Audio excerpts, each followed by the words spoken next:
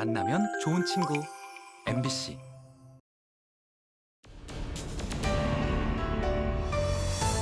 지역사회 생생하게 살아있는 결이 다른 이야기 사생결단. 대한민국 인구 절반 이상이 수도권에 산다고 하죠. 지난달 2023학년도 대학 수시 모집 결과가 나왔는데요. 여기에서도 수도권 쏠림 현상이 확연하게 드러났습니다. 그만큼 지역 대학과 지역 청년이 위기에 몰린 상황인데요. 오늘 이 내용을 자세하게 짚어보도록 하겠습니다. 우선 결이 다른 이야기 함께 해주실 비상대책위원 세 분과 일일 특별위원 한 분 소개해드릴게요. 안상준 교수 나오셨습니다. 네, 이상호 박사 함께합니다. 네, 안녕하세요. 허승규 대표 어서 오세요. 안녕하세요. 안동대학교 신문사 대학부장이자 생활복지학과 이지윤 학생 반갑습니다. 안녕하세요. 네, 반갑습니다. 이지윤 학생 오늘 사생결단 처음 나와주셨는데요. 먼저 시청자 여러분께 인사 한 말씀 부탁드리겠습니다. 안동대학교에 재학 중인 이지윤입니다. 방송에 처음 나오게 돼서 많이 긴장도 되고 신기하기도 한데요. 많이 이야기 듣고 많이 배우고 가겠습니다. 예, 요즘 코로나19가 지속되고 있긴 하지만 대면 수업을 하고 있습니까? 어떻습니까? 네, 거의 전면 대면 수업하고 있는 상황인 것 같습니다. 온라인 강의보다 훨씬 좋으시죠? 네, 친구들도 많이 볼 수 있고 그쵸. 교수님이랑 이야기할 수 있어서. 그런 것 같은데요. 아, 그렇습니까? 대학 생활 떠올려 보면 추억이 참 많죠. 또 그 시절만이 느낄 수 있는 그런 어떤 청춘의 시간이라고도 볼 수가 있는데 요즘 대학생들도 그러한지 또 궁금합니다. 오늘 이지윤 위원님까지 모셔서 지금 지방대학의 위기에 대해서 어떠한 시각으로 바라보고 있는지 얘기를 계속 나눠보도록 하겠습니다. 자, 그럼 지금부터 사생결단, 결이 다른 이야기, 지역대학, 지역청년의 위기 일부 시작해 보도록 하겠습니다.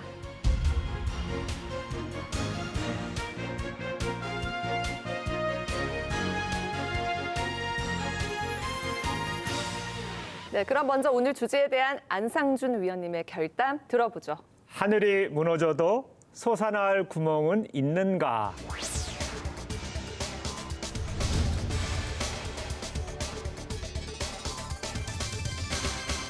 너무 극단적이시네요. 있는가?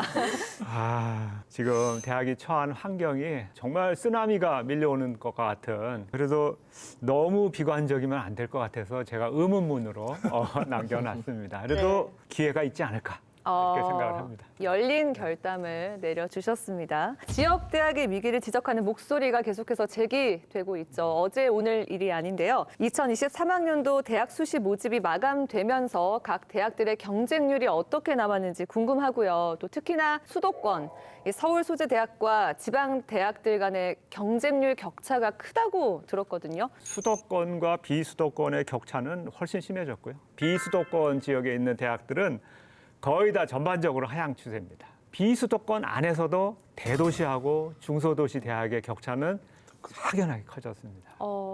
학문 분야별로 내용적으로 들어가 보면은 특이하게도 공과 계열의 경쟁률이 빠지면서 전체적인 이제 지방대학의 경쟁률을 끌어내렸기 때문에 지역 청년들의 고민이 얼마나 심각한지 그게 입시하고 일자리하고 딱 매치되어 있다는 걸 확인할 수 있었습니다. 예. 서울권 대학의 수시 모집 경쟁률이 16.85대 1입니다. 지방권 대학 같은 경우는 5.72대 1입니다. 그래서 2.94배 정도 차이를 보이고 있고요. 거의 세 배 네, 차이라고 세 배인데 볼 수 이게 최근 3년 동안 점점 격차가 벌어지고 있는 추세입니다. 지방 내에서도 또 격차가 크게 드러나고 있는 통계를 살펴볼 수 있습니다. 예. 이게 공부 잘하는 학생들의 서열이 의대가 다 채워지고요. 서울에 있는 대학들이 다 채워지고 지방에 있는 거점 큰 대학들 중심으로 다 채워지고 그다음에 이제 그 지방의 중소도시까지 이어지는 이런 양상들이 이제 그대로 이어지고 있는 거니까 아마 앞으로 회복이 불가능할 것 같은 생각인데요. 특히 이제 서울로 빠져나가는 것도 문제지만 그보다 더 큰 문제는 대구로 빠져나가는 인원이 너무 많은 거예요. 실제로 그 나머지 인원들이 이제 안동대를 채워되면 그게 가장 큰 문제가 아닌가 이런 생각이 좀 들어요. 아무리 홍보를 열심히 했다 하더라도 갑자기 경쟁률이 오를 거라고는 아무도 생각하지 않았을 거고 자연스럽게 입학률은 당연히 낮아졌을 거예요. 근데 지금 자세하게 내부 사정을 보면 문화유산학과나 아동사회복지학과 같은 경우에는 소폭 상승했거든요. 그러니까 그렇다 보니까 시대 흐름이나 학생 수요에 맞게 조금이라도 변화를 줬다면 그런 학과는 살아남는다고 생각합니다.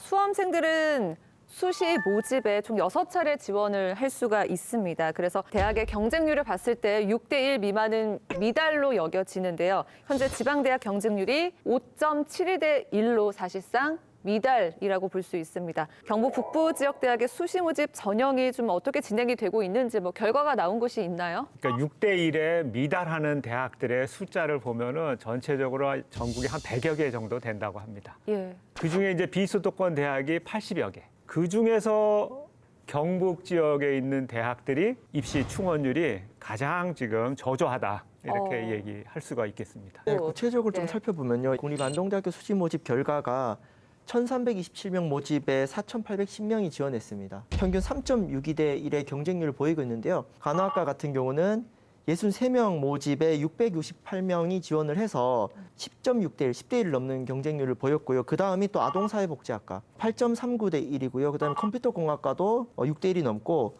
또 전통적인 사범대학교 윤리교육과가 6대 1이 넘는 경쟁률을 보이고 있습니다. 그러니까 이게 지금 수시 모집 결과만 봐도 미달인 상황인 건데 이게 정시 모집 때도 좀 영향을 크게 좀 미치나요? 어떻습니까? 상당히 많은 어떤 영향을 미칠 수밖에 없는 구조고요. 특히 이제 정시 때가 되면 사실 합격했다 해도 그다음에 이렇게 잡아두는 율이 너무 떨어지기 때문에 아마 거의 3월 학기 시작하기 바로 직전에 가야 나오는 정도의 어떤 그 괴로움을 겪게 되거든요. 이게 국립대는 조금 덜하다고 얘기할 수 있겠지만 지방사립대 입장에서 보면 그게 그 학교 전체 1년 예산하고 바로 이렇게 직결되는 사안도 연결되기 때문에 사실 지방에서 겪는 그 고통과 어려움이라는 게 보통은 아니다라고 말씀드릴 수 있을 것 같아요. 맞습니다. 현재 경북 북부에 있는 4년제 대학과 전문대학에서도 이제 수시 모집 전형 미달 사태로 고심이 깊죠. 그래서 이제 안동대학교에 직접 몸을 담고 계신 두 분께 여쭤보고 싶은데요. 지역대학의 현 상황에 대해서 좀 어떻게 바라보고 계시는지 체감하는 정도가 어느 정도입니까? 확실히 해가 지날수록 좀 많이 느껴지는데요. 절대평가 수업이었는데 조금만 열심히 하면 B등급 정도는 주겠다라고 하니까 농담으로 그럼 공부하는 B는 반대 공부 안 해야겠다라고 말한다든지 수업 마치기 한 10분 전이 되면 가방을 갑자기 싸기 시작한다든지 이런 모습이 점점 많이 보이는 것 같아요. 근데 이런 태도가 모든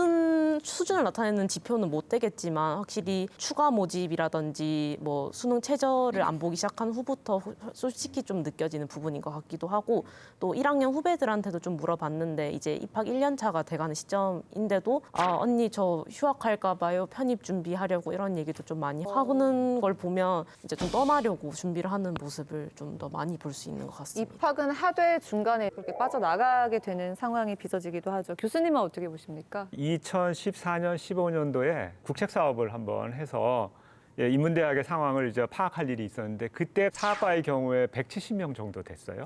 대학 예. 인원이. 지금 90명이에요. 거의 한 반토막 예. 난 셈인데 다른 학과들의 경우에는 그 이하로 지금 재학생 수가 뚝 떨어졌어요.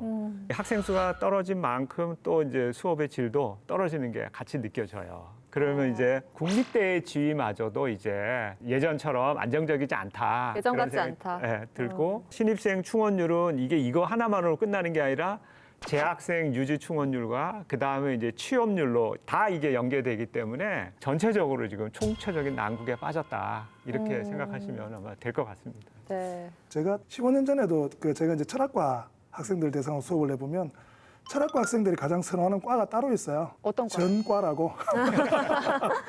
다른 과를 빨리 이렇게 하고 싶어 하는데 아마 그게 지금은 뭐 전과를 넘어서 아마 이렇게 전학까지도 이렇게 가고요. 뽑아놔도 계속 빠져나가는 추세나 뭐 뜻할 수 없는 것 같아요, 보니까.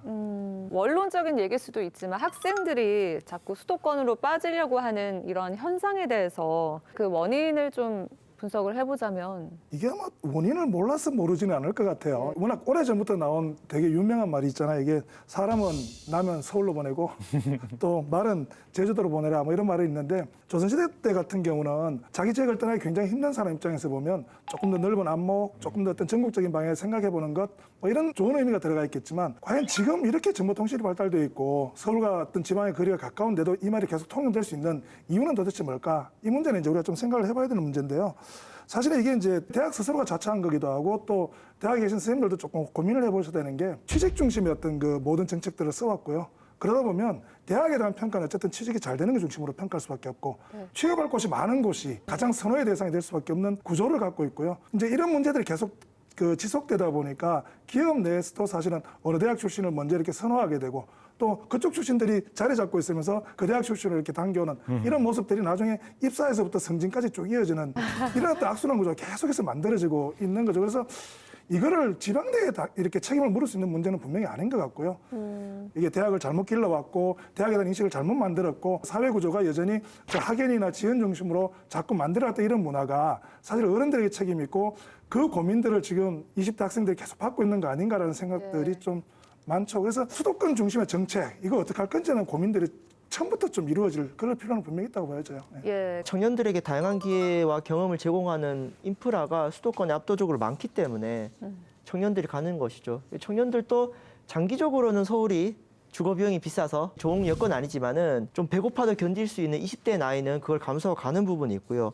그리고 두 번째 저 이 부분을 꼭 짚어야 되는 게 지역사회의 문제가 있습니다. 과연 지방소멸시대 우리 지역 대학이 얼마나 중요한지 과연 지역사회는 가르치고 있는가. 적어도 지방소멸 문제를 해결하는 지역사회의 기득권층, 엘리트층 또는 기성세대나 교육당국에서 과연 우리 지역 대학에 대한 가치를 절실히 인지하고 그렇게 교육해야 하는가 했을 때는 전자가 좀 거시적인 부분이라면은 예. 후자는 우리 지역사회가 좀 전환이 돼야 되는 부분이 있고 어쨌건 갑자기 경북 북부가 서울이 될 수 없지만 우리 지역의 특성에 맞춰서 청년들에게 다양한 기회와 경험은 충분히 제공할 수 있는 여지들이 많거든요. 네. 그래서 저는 아직 도전할 게 많다라고 생각이 듭니다. 예. 자, 계속해서 이번에는 허순규 위원님의 결담을 들어보겠습니다.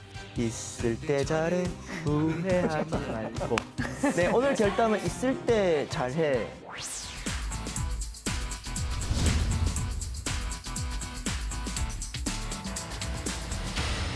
그냥 처음부터 다 부르시죠. 감칠맛 나게 아, 이게 살짝만 노래가 불러주셨어요. 길게 불러야 돼요. 네네. 마지막에 그 클라이박스 가기에는. 지역사회와 지역 대학은 한 배를 탔습니다. 도시 전체가 대학교 배움터가 돼야 되고 이 지역 대학이 소멸됐을 때 그 받는 타격 사실 지역 사회가 그렇죠. 더 크게 있습니다. 그래서 우리 후회하기 전에 있을 때 잘합시다. 네, 지역대학에 있을 때 잘 하자라는 의미입니다. 상황이 이렇다 보니까 지방대 입학 관계자들은 최대한 많은 지원자들이 이제 등록할 수 있게끔 장학금을 지원해주기도 하고 노트북을 지원해주기도 하고 기숙사 입사와 같은 여러 가지 혜택을 마련하고 있는데 이게 실제로 충원율을 높이는 데 도움이 될지. 보탬은 되는데 예. 줄 거면 엄청 많이 줘야 됩니다. 네, 지방대 중에서도 학과 중에 경쟁률이 높은 학과 요인이 1번 선택은 장학금은 아니에요. 그러니까 정말 압도적으로 많이 주는 게 아니면은 내가 얼마나 이 학과를 나왔을 때 기회와 경험을 많이 주느냐이기 때문에 결정적 요인이라고 보기는 어렵습니다. 두 가지 정도를 우리 지역대학에서 고민할 필요가 있는 게 입학도 중요하지만은 중도 탈락률이라는 게 있어요. 네, 그러니까 지금 안동대학교 같은 경우도 매년 이제 450명 정도, 5.4% 정도인데 지금 안동대학교 같은 경우는 교통과 의료 인프라가 참 많이 부족한 게 많습니다. 이 부분은 지역대학뿐만 아니라 지역사회가 좀 함께해서 있는 학생들을 얼마나 잘 잡아둘 것인가가 일단 한 축으로 필요할 것 같고요. 두 번째는 교환과 교류 제도가 대폭 강화돼야 됩니다. 그러니까 내가 안동대학교를 입학하더라도 6개월에서 1년 정도는 수도권 대학이라든가 다른 지방 거점 국립대에 경험할 수 있는 제도가 좀 많아져야 될 필요가 있어요. 예, 이제 안동대학교랑 서울의 어떤 학교랑 교환 학생을 했을 때 1대1로 매치가 안 될 수가 있어요. 서울 쪽 가고 싶은 부분이 많으니까. 네. 저는 이런 부분은 국공립대 총장협의회 같은 데 안건을 올려가지고 비록 학생 수가 매칭이 안 되더라도 지방의 학생들이 더 많은 경험과 기회를 받을 수 있도록 좀 재편이 된다면은 전 충원율에 충분히 영향을 미칠 수 있는 조건이라고 생각합니다. 네. 네, 실제로 이제 원인은 다른 데 있을 수도 있고요. 또 그걸 완전하게 이렇게 수술해내지 않으면 이런 대정요법이 갖는 한계는 되게 분명하거든요. 대학이 가지고 있는 본래의 어떤 그 기능 또 우리가 대학을 선택할 때 가장 중요한 선택 요인들이 있거든요. 보면 이제 그게 적절하게 만들어지냐 안 만들어지냐에 대한 고민으로 가야 되는 거지. 물론 그런 생각 들어요. 오죽하면 학생을 돈으로 사오는 거 아니냐라는 얘기까지 예. 나오는 현실이기 때문에 이런 예산들을 조금 더 이렇게 고민과 의미를 가지고 좀 그 쓰는 쪽으로 방향을 돌려야 되지 않을까라는 생각은 좀 들어요. 지금 현 정부에서 이 대안으로 얘기하고 있는 게 지방시대위원회를 지금 만들겠다고 하는데 자문기구를 지금 설치해서 하겠다 그래가지고 많은 사람들이 실망을 합니다. 어느 이제 유명한 경제지리학자 분이 우리나라에서 지방자치 그리고 지방 분권이 또 그리고 지방이 가장 살기 좋았을 때가 언제냐? 박정희 시대라고 얘기를 했어요. 각 지역에 공단을 만들고 그때 국립대학을 설치하고 뭐 이러면서 그때는 지역에 사는 사람들이 국립대학에 보내는 거를 굉장히 자랑스럽게 생각했다. 그런데 이제 그 50년 동안 산업화를 이루고 선진국으로 가는 도중에 모든 재화와 인력이 다 수도권으로 빨리 올라간 거예요. 우리나라를 선진국으로 이끈 교육열이 이제는 커다란 사회 문제가 된 거예요. 대학 서열화를 만들어냈고 그래서 내 자식은 어떻게든 서울에 가야 돼. 뭐 이렇게 이제 하면서 지금 이걸 어떻게 해결할 건가 하는 거는 지방시대위원회 같은 것을 만들었을 때 국민들이 설득할 정도로 투자를 할 수 있는지 거기에 따라 달려있고 지방에 사는 사람들도 이 지방에 살고 있는 자부심 이런 것들이 청년 세대에도 전달이 되고 청년 세대가 이 학교에 다니면서 그래, 나도 여기서 좀 여유롭게 살 수 있다라는 그런 마음이 들 때 지방을 떠나지 않을 거라고 생각을 합니다. 그러니까 우리가 물건 하나 사더라도 뭐 떨이다, 세일이다, 1+1이다라고 하면 유통기한이 다 됐나? 라든지 품질이 안 좋나라고 생각을 하게 되잖아요. 대학도 똑같다고 생각하거든요. 저는 솔직히 고등학교 성적이 그렇게 좋은 편이 아니었는데 찬물 더운 물 가릴 처지가 아닌데도 꼭 안 가지 싶었던 대학이 첫 번째가 교수가 직접 홍보를 나오는 대학, 문제집 뒤편에 광고가 있는 대학, 이상하리만큼 혜택이 많은 대학 이렇게 세 가지였어요. 그러니까 그런 대학은 어린 학생들도 잘 알거든요. 이 대학은 인기가 없는 대학이구나. 그래서 정말 이런 혜택을 보고 대학에 입학한 친구들은 정말 소수라고 생각을 해요. 안동대도 그런 형태로 점점 나아가고 있는 걸 보면 결국 제 살 파먹기가 아닌가 하는 생각이 듭니다. 굉장히 들으셔야 될 것 같은데. 명쾌하게 대학생의 답변을 들어봤습니다. 자, 앞서 살펴본 대로 지방대학은 학생들 모집에 이렇게 힘쓰고 있는데 어느 한 보고서에 따르면 향후 10년 후에는 지방 사립대는 거의 사라지고 이 수도권에 있는 대학과 국립대만 살아남을 것이다. 라고 예측을 하고 있습니다. 이렇게 되면 인구 소멸이 더 가속화되는 거 아닌가? 저는 이제 이런 예측이 별로 좀 무리한 것 같아요. 지금 학령 인구 감소와 지방 소멸 이 두 가지 폭풍 때문에 이 지역 대학은 둘 다 타격을 받는 거거든요. 전면적인 발상의 전환이 필요한 게 지금까지 대학의 입학생은 고등학교를 졸업한 20살의 청년들만 타겟을 했습니다. 이 친구들을 받아들이는 기능과 별개로 이제 평생교육 시대로 아예 지역 대학의 패러다임을 바꿔야 된다 생각해요. 제가 2007년에 대학을 입학했는데 지금 15년이 흘렀지 않습니까? 네. 지금 제가 새로운 전공에 대한 공부 욕망이 생깁니다. 이제 평생교육 시대가 됐거든요. 그런 면에서 이번에 좀 주목할 만한 변화가 올해 4월 20일입니다. 안동대학교 2030 종합발전계획의 주요 키워드가 지역과 학생입니다. 네. 지역 중심 대학이라는 목표 안에서 좀 더 이 교수님들의 연구가 지역과 연계되는 산업과 연계되는 방향으로 가는데 여기서 되게 주목할 만한 계획이 뭐냐면은 이제 성인 학습자 과정을 개설하고 지역 상생 학부라는 새로운 학부가 개설이 되는 계획이 있습니다. 근데 기존의 이런 온라인 중심의 학점은행제보다는 안동대학교 가진 인프라와 대면 수업의 장점을 살릴 수가 있습니다. 물론 이 과정은 이제 정원으로는 집결이 되지만 충원율로는 포함이 안 되는데 양적인 인원은 이런 지역 평생교육으로 가고 줄어든 학생들에 대해서는 좀 더 질적으로 투자를 해서 지역과 정말 대학이 더 긴밀히 협력하는 방향으로 가야 저는 인구 감소 문제 해결할 수 있을 거라고 봅니다. 저는 이거 조금 더 이렇게 거론해 보면 좀 심각함은 분명히 좀 드러나요. 이게 보면 원래 4년제 및 전문대 입학 정원이 정원을까지 다 포함했을 때 약 한 54만 명 정도 되는데요. 그중에 이제 4년제 입학이 한 35만 명 정도, 전문대학 같은 경우 한 19만 명 정도 되는데요. 학령 인구를 따져보면 2018년에 50만 명이 딱 떨어졌어요. 올해가 지금 44만 8천 명이니까 정원보다도 한 10만 명 정도 모자라요. 네. 이거는 충분히 예측되었던 문제고 아마 이런 과정에서 우리가 이제 결국 살아남을 수 있는 건 서울에 대한 그 비중도 높아지니까 서울로 갈 거고요. 네. 그 등록금이 싸거나 혹은 어떤 인프라나 이런 것들이 국가적으로 이렇게 잘 돼 있는 이런 어떤 국립대 중심으로 갈 수밖에 없고요. 벌써 이미 10년 전부터 대학가에서 나온 얘기는 대한민국의 대학은 벚꽃 피는 순서대로 망할 거다. 라는 얘기가 나왔어요. 벚꽃 엔딩처럼. 벚꽃이 피는 예. 순서대로 망할 거다. 예. 요 근래 이제 그런 현상들이 계속 나오고 있죠. 조금 다른 시각에서 예. 보면은 입학생 수하고 대학 정원이 미스매치가 나기 네. 시작하고 줄여야 되는데 지난 10년 동안 이제 여러 정부가 대학을 쥐어 짜가지고 강제적으로 이제 정원을 네. 줄여놨는데 그게 부작용이 굉장히 심했어요. 그런데 지난 9월 15일 날 다시 16,200명에 되는 네. 학생 수를 2025년까지 줄이겠다고 발표를 했어요.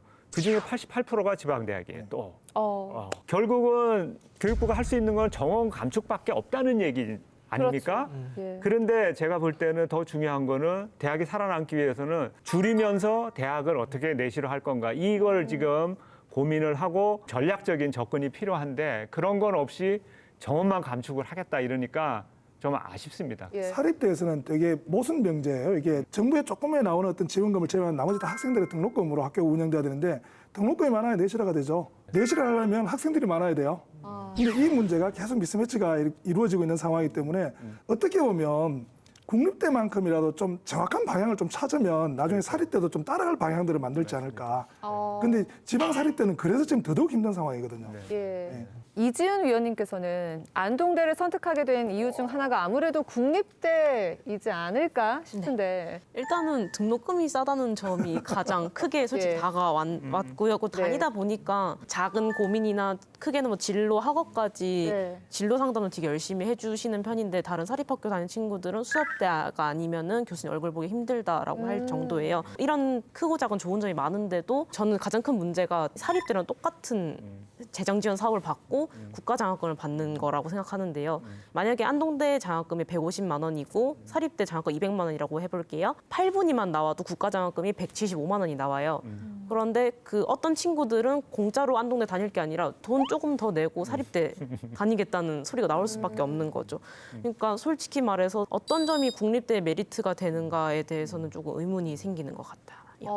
굉장히 좋은 네. 지적을 했는데요. 국립대학은 고등교육의 공공성이라는 측면에서 국가가 이제 지원해 주기로 하고 모든 인건비도 다 이제 대주고 그런데 그런 국립대의 정체성을 사립대하고 다 섞어가지고 잘하고 못하는가를 따지면은 다 똑같아집니다. 그런 상황에서 지방에 있다는 이유만으로 그 평가에서 뒤지면은 국립대학의 경우에는 교육부에서 하라는 대로 정원을 다 착실하게 줄였는데 이제 와서는 정원이 없으니까 문 닫아라 하는 얘기가 들어올 수도 있기 때문에 지금 볼멘 소리를 하고 학생들이 이런 좀 불평을 하고 있는 것 같습니다. 사립대학교 나온 제 입장에서 보면 국립대학이 되게 부럽고요. 어쨌든 학생들 입장에서 보면 자기가 졸업한 과가 없을 가능성이 그렇게 높지 않고 또 교수님들 입장에서 보면 어쨌든 학생들이 좀 적게 와도 평생 어떤 학자로서 어떤 자기 어떤 연구나 역할들을 진행할 수 있기 때문에 이런 것들이 사실 국립대가 주는 굉장히 중요한 어떤 메리트 중에 하나인데 사실 그럴수록 저는 의무도 좀 있다고 보는 쪽입니다. 그럴수록 사실은 상업성을 중심으로 해서 밀어내기 시작하는 어떤 그 기초학문 분야라든지 어려운 어떤 기초학문 분야는 일부러라도 좀 연구 쪽으로라도 좀 전향적으로 이렇게 밀어준다든지 네. 이런 것들을 통해서 그 학교가 가지고 있는 강점들을 좀 살려낼 수 있는 방안들을 고민해야 되는데 예. 이거는 이제 평가를 계속 학생 충원율 똑같은 방식으로 이렇게 매겨 나가니까 네. 국립대가 국립대로서의 기능을 잃을 때 사립대가 사립대 기능을 하기가 되게 힘들어지거든요. 그래서 교육부가 좀 전향적으로 좀 고민해봐야 될 문제가 아닌가라는 생각이 좀 들어요. 학령 인구 감소가 심각한 만큼 정부에서는 꾸준하게 대학 입학 정원 감축 정책을 실시해오고 있는데요. 실제로는 10년 동안 서울권 주요 대학의 입학 정원이 오히려 늘어났다고 합니다. 왜 이렇게 됐다라고 보시는지. 그냥 계속해서 네. 이제 블랙홀처럼 빨아들이니까 당연히 이제 늘어난 거고 제가 기억하기로는 1995년 531 조치라 그래가지고 대학 설립 준칙주의 네네. 이런 것들을 이제 하면서 사립대학들이 자기들이 원하는 대로 지금 학과를 개설할 수 있고 제약 요소들을 딱 걷어내면서 급속하게 키워놨는데 그렇게 늘린 정원이 불과 몇 년 안 가서 다 원위치하는 방향으로 가게 되면서 교육 정책이 대혼란에 빠지고 있는 예. 상황이라고 보겠습니다. 특히 여기 수도권 대학 입학 정원에서 지금 놓치고 있는 게 학령 인구 감소에 대한 부분이 전혀 반영이 되지 않고요. 두 번째는 지역 균형 발전 관점이 결여돼 있습니다. 현재 그 수도권 대학 11만 7천 명에 대한 인구 기준이 1998년에 그 국토부 수도권 정비위원회에서 결정된 안이에요. 11만 명대가. 근데 지난 25년 동안 학령 인구는 82만 명에서 47만 명으로 감소했습니다. 네. 그리고 입학 정원도 64만에서 47만이 감소했습니다. 어. 그러면 같이 수도권 그 대학 정원도 변화가 있어야 되는데 오히려 최근에 조금 늘어났거든요. 예. 그러면은 수도권 정원은 11만 명이 그대로 있고 전체가 줄어드니까 그거에 대한 감당을 다 지방대학이 더 받아버리는 거죠. 그래서 이 교육부에서 좀 더 지역 균형 발전 관점으로 수치를 다시 좀 조정해야 된다고 생각이 듭니다. 그렇습니다. 여전히 이 지방대학과 전문대학에서는 입학 정원을 줄이고 있는 상황이죠. 근데 정부에서는 반도체 등 첨단 분야 인재 양성을 위해서 수도권 대학에서 입학 정원을 대규모 증원하도록 추진 중입니다. 자, 여기에 대해서 대구 경북 의원들은 오히려 경북대 상주 캠퍼스로 가져와서 지역 거점 대학으로 키우자는 의견을 강조하고 있는데요. 이게 적절한 대안인지 가능할 거라고 보십니까? 그러니까 사실 요즘 첨단 산업 분야 같은 경우는 다른 산업보다 수도권 입지 효과가 너무 큽니다. 근데 여기서 쟁점이 두 가지가 있어요. 먼저 이 반도체 산업은 국가 차원을 늘리긴 하지만 이제 경북 내부에 경쟁 부분이 있습니다. 네. 현재 그 경북대학교 대구 캠퍼스에서 지금 반도체 사업 특화대학원과 반도체 계약학과를 추진 중에 있고요. 또 얼마 전에 그 우리 부지사님께서는 포항공대랑 연계해서 이걸 또 거점대학을 하겠다라고 했고, 또 정부에서는 대구가 기술원하고 또 반도체 뭘 하겠다 그랬고, 당연히 좋은 일인데 경북대학교 상주 캠퍼스가 넘어야 될 산이 지역의 다른 대학들하고 어쨌든 국가 자원을 끌어오는 부분이다 보니까 교통 정리가 필요할 것 같고요. 그리고 이 국가적인 국책 사업을 수도권 대학만 특혜를 보지 않게끔 지역이 골고루 가져오기 위해서는 네. 우리 TK 의원들이 우리 호남의 국회의원들하고 손을 잡아야 됩니다. 그러니까 안동만 끌어오자 이게 아니라 네. 이런 방향으로 해야 또 나중에 또 상처받지 않을 것이다라고 생각이 듭니다. 네. 이거 지금 공공의대 얘기랑 거의 같은 거예요. 그렇죠. 예. 그렇죠. 공공의대를 어느 특정한 지역에 한 군데다 갖다 놓으면은 다른 지역이 또 볼멘 소리를 하기 때문에 형평성 예. 문제가 불거지는데, 지역이 겪고 있는 공공의료의 문제는 다 똑같으니까 이제 권역별로 설치를 하는 것과 마찬가지로 반도체의 경우에도 그런 방식으로 가는 게 정치권에서 좀 노력을 해야 되지 않을까, 저는 그렇게 좀 생각하고 있습니다. 예, 이번에는 이상호 위원님의 결담을 들어보고 얘기 나눠보도록 하겠습니다.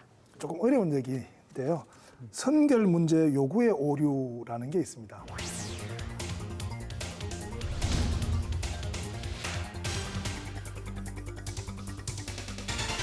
논리학이라는 게 어떤 사람이 주장을 하면 어떤 이 근거들이 맞는지를 확인해서 이 주장이 맞는지를 최종적으로 검증하는 학문이죠. 근데 선결 문제 그 요구의 오류가 걸리면 참이 아닌 걸로 보통 결론을 내게 되는데, 이미 이렇게 결론 속에 들어있는 얘기를 가지고 그걸 마치 전제처럼 막 속여버리는 거예요. 그 예를 들어서 지방대학은 특성화해서 취업이 잘 되도록 해야 돼라고 주장을 하는 사람이 그 근거로 뭐를 갖다 대냐면 대학은 취업을 잘 시키는 가장 좋은 목표야. 요게 이제 첫 번째 전제. 두 번째 전제는 취업이 잘 되려면 특성화해서 기업에 딱 맞춰줘야 돼라는 건데, 정말 대학이 취업을 잘하는 게 우리 100% 다 동의할 수 있는 목표인가? 네. 사실은 그러면 이게 이제 이 전제 자체가 이미 해결되지 않은 전제거든요. 마치 이게 참인 것처럼 만들고 그 다음을 만들고 그 다음을 통해서 이렇게 최종 결론을 내는 방식인데, 우리 사회가 지금 대학을 바라보는 방식, 특히 지방대학을 바라보는 방식은 철저하게 선결 문제의 요구에 오류에 빠져 있다라고 말씀드릴 수 있을 것 같아요. 왜냐하면 대학이라는 게 그 유럽이나 이런 사회를 보면 수백 년 동안 지속되어 오면서 만들어진 어떤 그 저것과 그리고 그게 가졌던 사회적 기능이 있고요. 그걸 우리 사회에 도입해 오려고 했는데 지금은 마치 취업학원으로 전락해 있는 느낌을 갖게 돼요. 그래서 우리나라 같은 경우는 대학의 문제에 있을 만큼은 좀 철저할 정도로 선결 문제 요구의 오류에 빠져 있다라는 말씀 좀 드리고 싶어요. 네, 적어가야겠습니다.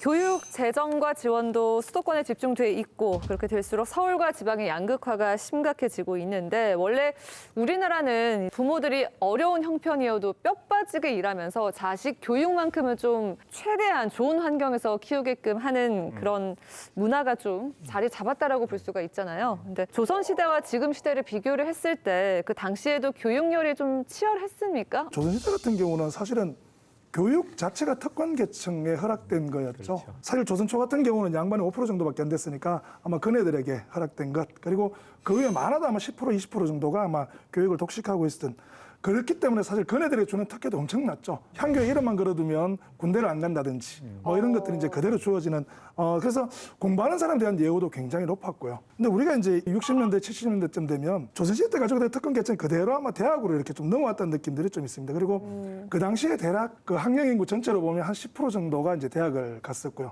그네들에게는 사실은 사회 엘리트로서 의무도 주어졌고 중간계층으로서의 역할들이 있었죠. 근데 그 70대 이후로 엄청나게 많이 늘려줘요. 정원도 늘려주기 시작하고, 특히 이제 그 전두환 정권 시절이 되면 이제 입학 정원을 늘려주기 시작을 하고, 저는 94년으로 봤는데 대학에 대한 어떤 그 자율 조치들이 좀 떨어져요. 그래서 누구나 세울 수 있게 되고요. 정원을 자기 마음대로 조정할 수 있는 이런 기능들이 주어지고, 그러면서 사실은 우리가 그전에 세워졌던 산업대 뭐 이런 것들 다 이렇게 4년제로 전환되면서 처음에는 약 한 10만 정도밖에 안 되던 정원이 쭉 늘어서 거의 지금 39만까지 이렇게 올라왔는데 대학 가는 건 문제가 되지 않는다는 얘기가 되죠. 예. 이제 그다음부터 또 다른 특권 계층들이 필요해지기 시작을 하는 것 같아요. 서울과 지방대학을 구분하기 시작하고 또 조금 더 들어가면 서울 안에서도 상위권 대학과 그 나머지 대학들을 구분하는 이런 방식을 통해서 여전히 사회를 조선시대처럼 계속 어떤 구조화시키고 특권화시키고 이런 방식들이 지금 이제 우리 사회의 어떤 구조로 계속 남아있는 거 아닌가 이런 생각이 조금 들어요. 그래서 어떤 특정 대학이 어디에 있다는 이유만으로 그게 굉장한 어떤 기득권을 가져야 될 이유가 도대체 뭘까? 이 생각을 조금 해보게 됩니다. 특히 사실 90년대, 2000년대가 들면 대학 교수님들의 수준은 거의 전국과 평준화됩니다. 어떤 분은 그 뛰어난 실력 가지고 학생 모집과 이런 데 정말 끙끙 이렇게 애를 쓰셔야 되고 또 어떤 분들은 그냥 서울대학교 어떤 기득권을 충분히 누려야 되는 이러한 상황들이 우리 어디서 오는 건가에 대한 고민들을 조금 해봐야 된다는 얘기죠. 네. 네. 대학 정원 외의 전형은 사회적 약자를 입학 정원과는 별개로 선발하자는 이제 취지로 도입이 됐지만 지방대를 중심으로 미달 사태가 속출을 하면서 이제 지방 소멸을 가속화하는 기폭제가 되고 있다라는 지적이 나오고 있는데요. 저는 이거 처음에 되게 의미 있게 봤었어요. 왜냐하면 농어촌에 있다는 이유만으로 뭐 학원을 좀 덜 다닐 수도 있고 못 다닐 수도 있는데 그런 학생들도 수도권 대학에 진학할 수 있는 굉장히 좋은 길들이 열렸다. 사실 근데 1995년도 같으면 학년교가 별로 문제되지 않은 상황이고요. 그렇죠. 네, 지방대도 사실 크게 어떤 고사위기나 이런 거에 처하지 않은 그런 상황이기 때문에 별 문제가 없었어요. 근데 이게 이제 지방대는 뽑아주는 인원이 거의 없는데 서울 쪽으로는 유독 이 인원이 굉장히 많이 늘기 시작을 해요. 그리고 수도권 대학 혹은 서울에 있는 대학들을 사실은 정원의 정원이라는 말로 정원을 더 늘리게 하는 결과를 주다 보니까 그것마저도 사실은 이게 지방에 있는 학생들 다시 서울로 뽑아 올려가는 그런 어떤 그 결과를 낳죠. 저는 근데 이 부분은 근데 전체 정원을 줄여버리면 되는 거지. 그 전형을 폐지하는 건 어차피 전형 자체의 취지가 있기 때문에 네. 저는 오히려 수도권 전체 대학 입헌 정원에 그러면 이 정원의 전형을 포함시켜 가지고 조정을 한다든가 이런 절충안이 필요할 것 같고요. 그다음 두 번째로 이 농어촌 특별 전형이 부모와 학생이 6년 또는 학생은 12년 초등학교 때까지 있어야만 이 전형에 해당이 됩니다. 초등학교 때 우리 지역을 떠나게 만드느냐, 그래도 중고등학교까지 있게 하고 떠나게 만드느냐 이 문제가 있어서 물론 이 농어촌 특별 전형 자체의 문제점도 있겠지만은 지금의 지방소멸 시대에서는 급격한 폐지보다는 좀 신중한 접근이 필요한 또 이런 양가적인 딜레마가 있습니다. 네. 그렇죠. 경북은 현재 의료 인프라가 부족한 실정이죠. 정부에서는 의료 취약지인 지역의 공공의료를 늘리겠다라는 방안으로 공중보건 장학 제도를 운영 중인데요. 지금도 여전히 이제 모집 정원을 채우지 못하고 있는 상황인데 이런 현상에 대한 원인은 좀 어떻게 보십니까? 조금만 생각해 보면 너무 당연한 거 아닌가요? 이게 아예 전형 자체에 의대를 입학시키는 문제부터 할당되면 별 문제가 아닌데 이건 의대를 합격하고 나면 지역에서 근무하는 조건으로 장학금 주는 거란 말이에요. 네. 근데 사실 이 장학금이란 게 의대 졸업하고 나면 한 1년 연봉이면 다 갚아요. 근데 굳이 이제 자기가 지역에서 남아서 그 장학금을 받고 거기 묶여야 될 이유가 있을까요? 그 장학금보다는 그냥 대출을 해서 대충 이렇게 그 대학 마치고요. 의사 자격증 따고 한 1, 2년 근무하면 거의 다 갚을 수 있는 돈들이에요. 예. 그러니까 이게 정책적으로 되지 않을 일들을 하다 보니까 사실 이런 일들이 일어나는 거죠. 그게. 그렇죠. 자, 전문가들은 지방대 해법으로 특성화를 통해 취업 경쟁력을 높이는 방안 그리고 무엇보다 정부가 이제 대학 관련 규제를 풀어야 한다라고 보고 있는데 여기에 대해서는 어떤 의견이신지 궁금합니다. 정말 고민 많이 했었거든요. 이게 특성화 얘기를 하다 보면 되게 원론적 회의가 조금 들어요. 물론 뭐 지방에서도 사실 자구 노력으로 최선을 다해서 이렇게 특성화 살리는 사례들 꽤 많죠. 저도 굉장히 의미가 있다고 봅니다. 근데 대학이 취업을 위한 준비 혹은 관문이 되면서 어떻게 보면 지방대 문제가 저는 급격하게 발달됐다고 보는 쪽이거든요. 지방대학교가 많이 취업 못 시키고요. 많이 취업 못 시키다 보니까 학생들이 안 오게 되고 그러면 사실은 지방대 문제는 가속화됐다고 보는 쪽인데요. 뭐 너무 잘 알다시피 대학은 학문 연구와 전성 그리고 또 그 사회가 필요한 인재 양성이라는 거고요. 칼 자스퍼스라는 사람이 했던 굉장히 유명한 대학에 대한 이념은 뭐냐면 학자와 학생들이 공동체를 이루고 진리를 터득하는 과제를 가진 곳. 지금 이런 얘기를 하면 무슨 X 소리야라고 하실 거예요. XX 소리. 네. 뭐 그런 얘기가 바로 나오겠죠. 그래서 네. 우리 인류에서 대학이 어떤 역할을 했는지를 보면 사실 야스퍼스 이 말이 굉장히 정상적이고 정확한 말이죠. 근래 들어는 사실 대학 같은 경우는 기업 자본화 되기 시작을 하고 또 대학이 그 상업화되기 시작을 하면서 미안하지만 학생들도 이제 대학이 만들어낸 상품으로 취급되기 시작을 하고요. 그리고 이 상품이 얼마나 좋은 상품이냐 그렇지 않은가의 판단도 결국은 얼마나 좋은데 취직하느냐를 가지고 이렇게 따져버리는 시대로 온 거죠. 그럼 우리가 이제 이런 상황에서 여전히 자꾸 특성화를 논하고 또 학생 취업을 논하고 하는 것들이 얼마나 효율성을 가질까? 저는 취업을 논하면 논할수록 서울에 있는 대학들은 훨씬 더 유리해지겠지만 지방대는 점점 더 어려워지는 결과를 낳게 될 거다라는 생각들입니다. 그래서 지방대 입장에서 뭘 해야 될 건가에 대한 원론적 고민들은 저는 차라리 지방의 어떤 국립대라면 연구라든지 또 그 지역만이 가지고 있는 특화된 어떤 그 자산들을 활용해서 새로운 어떤 방향성을 제시하는 거라든지 이런 것들에 대한 고민으로 저는 가는 게 옳지 않을까라는 생각을 조금 가지고 있습니다. 이게 우리나라에는 축구 제일 잘하는 사람을 축구 국가대표에 뽑아놓잖아요. 예. 그러면 세계와 학문적으로 이렇게 경쟁을 해나가는 국가대표는 그 나라의 대학들이거든요. 네. 근데 우리나라 대학들이 취업으로만 모든 게 올인하는 순간 어떻게 생각할 것인지에 대한 고민들이 좀 있어요. 이거는 지방대 문제가 아니라 우리 대학에 대한 되게 원론적 문제이고요. 네. 이게 해결되지 않으면 사실 지방대 문제는 다른 문제로 갈 수밖에 없다 이렇게 보여요. 아, 제가 좀 네. 결부해서 말씀을 드리면 지금 현재 이렇게 모두 대학 체제의 중요한 문제 중에 하나는 우리나라 고등교육의 공공성이 너무 낮다는 거예요. 다른 말로 하면은 사립대학의 비중이 너무 크다는 얘기하고 같은 얘기예요. 그러니까 대학에서 이제 해야 될 역할들을 사립대학의 경우에는 그렇게 하면 망합니다. 그냥 망합니다. 2000년도에 대통령 업무보고에 이런 얘기가 나옵니다. 국립대학은 기초학문이나 우리 사회에서 꼭 필요한데 많이 하지 않는 학문, 이른바 보호학문, 네. 그리고 또 하나가 대규모 투자가 필요한 학문. 네. 예를 들면 반도체 같은 거라든지 네. 이런 거에 집중적으로 투자를 하면서 국립대학을 육성을 하고 대학 평가를 통해서 뭐 특성화를 가고 뭐 이런 얘기가 나오는데 대학 평가는 남았는데 국립대학에 대한 이런 지원은 전혀 없어요.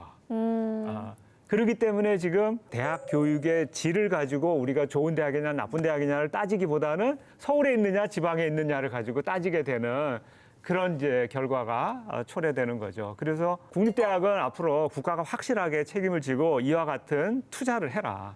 그리고 사립대학은 자율권을 주되 좀 지자체하고 같이 연계를 하면서 지역에서 필요한 인재들 또 그 지역에 맞는 산업 인재들을 양성하는 방향으로 학과를 운영하면은 오히려 양쪽이 윈윈하지 않을까. 그런 제안을 한 바가 있습니다. 네. 우리가 이게 그 대학 모델을 미국 모델을 굉장히 많이 따라하고 있는데요. 피닉스 대학의 설립자가 한 말을 그대로 인용해 놓은 걸 읽어드리면요. 대학은 공공기관이 아니라 기업이다. 우리는 학생들의 가치관을 형성하거나 정신세계를 넓혀주는 일 따위의 일을 하려고 하는 것은 아니다. 우리가 지금 대학이 어디로 가고 있는지를 아주 극단적으로 보여주는 말이니까요.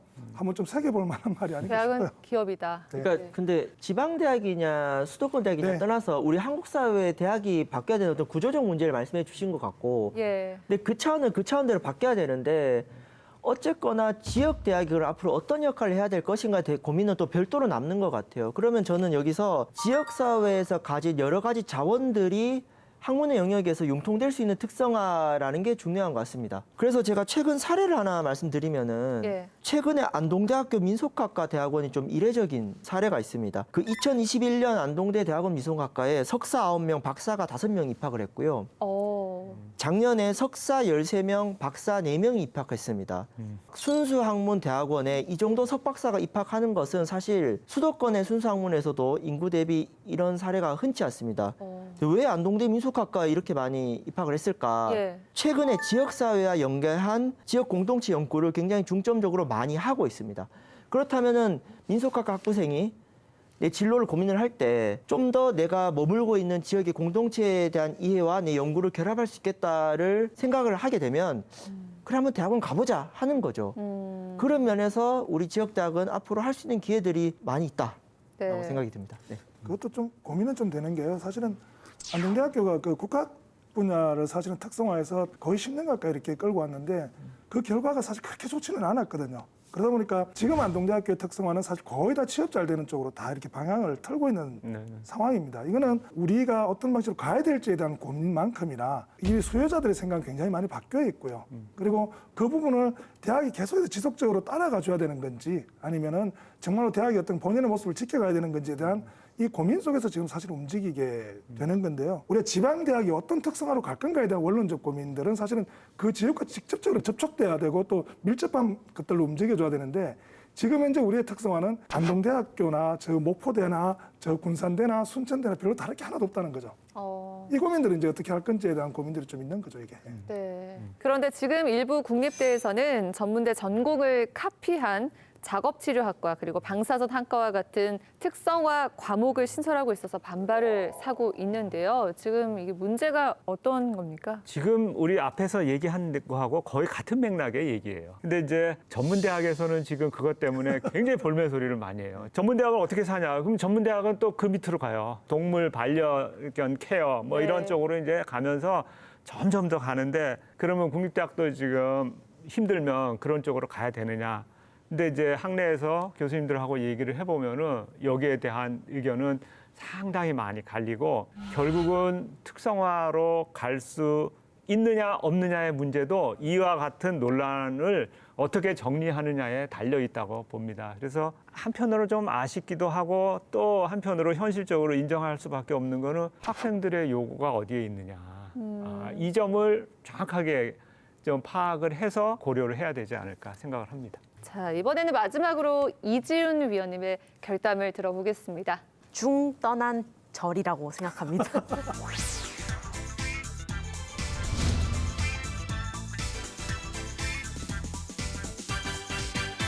이게 국립대라고 해서 이제 손을 놓고 있었던 건 솔직히 사실이거든요. 그래서 절이 싫으면 니네가 가라 해가지고 정말 갔더니 너네 왜 가? 이러고 있는 상황이라서 저는 이제 좀 안타까운 상황이라고 생각하고 있습니다. 네, 굉장히 적절한 비유를 해주셨는데 최근 3년간 대학 학과 통폐합의 77%가 이제 지방대에서 이루어지고 있다고 합니다. 정부 지원금에 의존할 수밖에 없는 재정 구조 때문이라고 하는데요.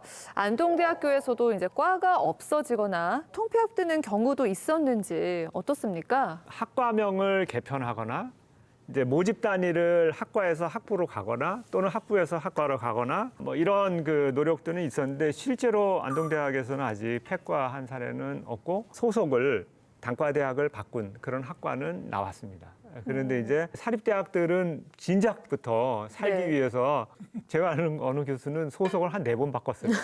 한 대학에서. 그렇게 지금 심각한 상황으로 몰려 있는데 국립대학도 이제 그런 상황이 도래할 것 같다는 예상입니다. 네. 솔직히 시대의 흐름이나 수요에 맞게는 최소한 뭐 폐과까지는 아니어도 커리큘럼 변화는 있어야 된다고 생각하거든요. 인문대 어떤 학과 같은 경우는 10년째 똑같은 수업 방식, 똑같은 시험 문제가 나와서 공공연하게 족보가 돌아다니기도 해요. 이런 거는 정말 국립대의 취지에 맞지 않게 그 자리에 있는 상황이잖아요. 그래서 교수자가 일단은 열정과 책임감을 우선 가져야지 학생들도 변화한다고 생각합니다. 뜨끔합니다. 교수님의 한숨 푹 쉬셨는데 네, 많이 뜨끔하신가 모양입니다. 대학 졸업 뒤에 이제 진로를 정할 때 실제 안동에 계속 있지 못하고 본인이 원하는 공부를 계속 배워 나가기 위해서 수도권이나 다른 지역으로 이제 떠나게 되기도 하는데요. 지역에 머무르면서 취업도 할 수 있는 방안은 없을지 궁금한데 일단 저는 정신건강사회복지사라는 꿈을 가지고 있기 때문에 대학원 진학이 조금 필수적인 상황이에요. 관련 교수가 일단 너무 부족하고 관련 과목조차 이제 개설되지 않은 상황이라서 어쩔 수 없이 타지로 진학을 해야 하는데 진학을 하지 않더라도 정신건강 시설이 타 지역에 비해서 그렇게 또 많지가 않아서 결국 또 타지로 떠나야 되는 상황인 게 맞는데요. 일단은 이런 부분을 교수님이 혼자 독단적으로 결정할 수 있는 부분이 아니다 보니 반영되기는 솔직히 어려운 것 같습니다. 진학 문제 외에도 다른 소통 문제도 솔직히 부족한 실정인데요. 그러니까 학생 대표자로 총학생회가 있긴 하지만 솔직히 말해서 3년 내내 학교를 다니면서 총학생회 사람들이 불만을 뭔가 수렴했느냐라고 물어본다면 저는 솔직히 전혀 없었다라고 할 수 있거든요. 이번에 제가 방송을 준비하면서 많은 대학 관련 언론보다도 더 많이 참조했던 게 바로 안동대학교 신문사의 기사였습니다. 네. 훨씬 우리 지역에 더 특화된 문제 제기와 비판점을 많이 듣고 있는데 가장 큰 전문자는 그 문제의 당사자라는 말이 있습니다. 그렇다면은 안동대학교 문제 핵심 해결에는 학생들의 목소리가 많이 반영돼야 되고 그럼에도 불구하고 학생들이 목소리가 반영되기 어려운 그 구조에 맞게 조금 잘 들어가야 되는데 지역 중심 대학과 학생 중심 대학이라는 두 기둥으로 다시 좀 안동대학교가 재도약할 수 있도록 교수님께서 많이 신경 쓰시면 하겠습니다. 네, 네. 제가 좀 안타깝게 생각하는 거는 네. 학생들의 의견 수렴이 지금 중요하다고 얘기했는데 그러려면은 학생들이 자치 활동을 많이 해야 돼요. 자기 학과 학생회, 단과대학 학생회, 총학생회 뿐만 아니라 동아리 그 외에 여러 가지 이제 학생들 자치 활동을 많이 하고 비교과대 얘기를 했는데 그런 것도 학생들이 자발적으로 많이 참여를 해야 되는데 취업을 중시하는 그런 쪽으로 가고 이제 학생들도 완전히 세뇌가 된 상태여가지고 대학이 주는 그 좋은 교육 역량과 본인이 섭취하고자 하는 그게 많이 지금 다르기 때문에 학생들의 입장에서 봤을 때 아쉬운 게 많은데 지금 교수 입장에서 보면은 학생들이 좀 더 적극적으로 자치를 하면서 목소리를 내줬으면은 더 많이 받을 것 같아요. 내가 왜 이런 얘기를 하냐면 교수회장 하면서 대학평의원회를 2년을 끌어봤는데 예. 학생들이 단 한마디도 안 해요. 맞습니다. 분명히 짚고 넘어야 될 게 한국 사회 기성세대의 책임이 큰 게 학생 자치 활동을 굉장히 나쁘게 생각하는 소위 말해 좀 아주 올드한 방식의 교수님들이 대학에 많이 계십니다. 취업에 도움 안 되고 공부 안 하고 딴짓 하느냐. 근데 학생 자치 활동이야말로 리더십을 키우고 굉장히 교육적 효과가 있는데 선진국에서는 그것을 교육으로 인정해 줍니다. 근데 우리나라 같은 경우는 학생이 학생 자치 활동 열심히 한다고 하면은 니 왜 공부 안 하느냐 이런 분들이 계십니다. 하던 거 안 하고. 그러면은 학생들이 더 위축될 수밖에 없는 거죠. 여기에 대해서 학생들의 주체성을 갇히게 만든 우리 어떤 정치교육의 부재와 또 기성세대의 책임도 있지 않을까. 네, 이처럼 지역대학의 위기는 더 이상 지체할 수 없을 만큼 외면할 수 없는 현실로 다가왔는데요. 마지막으로 지역대학 위기의 해법에 대해 정리를 해보고 마무리를 짓도록 하겠습니다. 네, 원래부터 좀 말씀드리면 지금 사실은 많은 지역대학들이 서울에 있는 대학처럼 따라가려고 하는 그래서 저는 지역대학은 지역에 있어야 되는 대학이다라는 말씀을 좀 드리고 싶고요. 그게 연구의 측면에서 보면 그 지역에서만 이루어질 수 있는 연구를 통해서 사실은 연구의 탁월성이나 수월성들을 좀 만들어내는 이런 방식들로 좀 대학이 만들어가고요. 그렇게 이제 연구된 것들이 좀 교육으로 이어지다 보면 요걸 중심으로 했던 그 지역자치, 지역행정, 뭐 지역 마케팅, 또 지역에서 어떤 경영 이런 다양한 어떤 교육들이 좀 직접적으로 이렇게 학생들에게 이어지면서 그 지역에서 인재를 뽑을 때는 거기서 교육받은 학생들이 가장 좋은 학생이 될 수 있도록 만들어지는 이런 것들이 좀 필요할 것 같다는 생각이 들어서 그래서 그 지역에서 어떤 기획자, 행정과 사업가, 의료인으로 남을 수 있도록 만드는 구조가 대학과 지역사회가 좀 같이 고민해야 되는 그런 부분들이 아닌가라는 생각도 좀 들고요. 지역은 사실은 그 대학이 가지고 있는 수준과 탁월성만큼 그 지역이 가지고 있는 수준과 탁월성이 결정돼요. 독일의 튜빙겐이라는 도시는 튜빙겐 대학 때문에 튜빙겐이라는 도시가 그 어떤 존재 가치와 또 그 의미와 도시의 어떤 그 정체성이 형성되거든요, 보면. 네. 사실은 그만큼 대학이 지역사회에 미치는 영향이 굉장히 중요하다면 그 대학의 운영이 비록 국가에서 운영한다 하더라도 지역사회가 그걸 어떻게 운영할 건지 또 그 대학 출신들을 우리가 어떤 방식으로 우리 지역사회에 남길지에 대한 다양한 고민들이 좀 같이 이루어져야 지역 입장에서 보면 이 대학이 우리 거야라는 생각들을 좀 가지는 이런 어떤 인식 전환 이런 것들이 지금 굉장히 좀 필요할 거다라는 생각이 좀 들어요. 예. 저는 안동에서 태어나고 자랐지만은 대학은 서울에서 다니고 이제 몇 년 전부터 고향에 내려와 있습니다. 제가 고향에 내려와서 보니 정말 우리 지역 대학이 보물이었고 제가 지역에서 활동하면서 너무나 많은 배움을 주는 분들이 우리 지역 대학 출신 분들입니다. 그동안 우리 지역 사회가 오히려 지역 대학에 대해서 최선을 전 다하지 않았다라고 생각이 들고 더 많은 역할을 우리 지역민들이 우리 지역 대학을 아끼고 더 뭘 해줄 수 있을까? 거시적인 대학교육 구조는 못 바꾸지만은 이 경북 북부의 몇십만 우리 도민들이 할 수 있는 역할부터 일단 최선을 다하고 나서 지역 대학의 존폐를 얘기해야 되지 않을까 싶습니다. 마무리는 조금 이상적인 이야기를 하려고 하는데요. 지역 소멸을 막기 위해서는 지방대 역할이 지금 큰 시점이에요. 그래서 청년 정착을 비롯해서 지역 산업과 연계할 필요가 있고요. 그리고 스키 선수가 장애물을 잘 피하는 이유는 저 장애물을 피해라고 생각하는 게 아니라 저 길을 향해 달려라고 생각하는 거라고 해요. 그러니까 지금 우리 대학도 어떻게 하면 안 망할까가 아니라 정확한 목표와 목표를 수립하고 그 길을 향해서 나아가야 할 필요가 있다고 생각합니다. 솔직히 말해서 대학교를 다니다 보면 이런 얘기를 할 기회가 거의 없다시피 해요. 그래서 대학부 기자를 하면서 그 같은 기자들끼리 이런 이야기를 많이 하는데요. 지금 이 자리에 나와서 비슷한 생각하시는 분들이랑 이야기를 나누니 이제 안동대학교와 안동시에도 조금 희망이 보인다고 생각합니다. 네. 저는 사생결담 첫 방송에 나와서 대학도시라는 개념에 대해서 얘기를 했습니다. 우리 안동이 갖고 있는 지역적 한계이자 토대 이걸 지금 고려한다면 국가가 왜 안동에다가 이와 같은 국립대학을 설치를 했을까? 그걸 한번 잘 생각을 해봐야 됩니다. 대학이 정작 그 학생 수가 줄어서 지금 소멸될 위기에 오니까 이제 우리 모두가 관심을 갖게 된 거예요.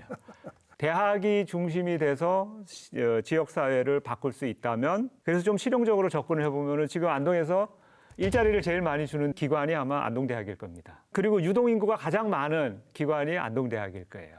그런 저런 기관이 사라졌을 때 지역, 도시, 그리고 경북 북부 지역이 입는 타격은 경제적으로나 사회적으로 거의 뭐 파국에 가까운 그런 그 결과를 초래할 거라고 봐요. 그래서 정말 대학이 왜 여기에 있어야 되는지, 그리고 대학으로 인해서 도가 뭐가 좋아지고 시가 어떻게 좋아지는지 같이 머리 맞대고 얘기하는 시간이 오기를 바라겠습니다. 네, 이렇게 머리 맞대고 얘기할 시간이 앞으로 더 많아졌으면 좋겠습니다. 지금까지 지역대학, 지역 청년의 위기에 대해서 얘기를 나눠봤습니다. 함께해 주신 네 분 위원님들 모두 고맙습니다. 네, 지역대학이 왜 위기를 맞고 있는지 자세하게 살펴봤는데요. 지역대학의 위기는 곧 지방 소멸과도 직결됩니다. 지역 청년들 역시 이런 상황과 무관하지 않은데요. 자, 그래서 다음 시간에는 지역대학, 지역 청년의 위기 2부로 지역 청년들이 왜 정신적으로 힘든지, 그리고 지역대학에서 인재를 키우기 어려운지 이 문제를 좀 더 심도 있게 파헤쳐 보도록 하겠습니다. 지역사회에 생생하게 살아있는 결이 다른 이야기 사생결담. 안동 MBC 사생결담은 온라인에서도 실시간과 다시 보기로 시청하실 수 있다는 점 참고해 주시고요. 저희는 여기서 인사드리겠습니다. 함께해 주신 여러분 고맙습니다.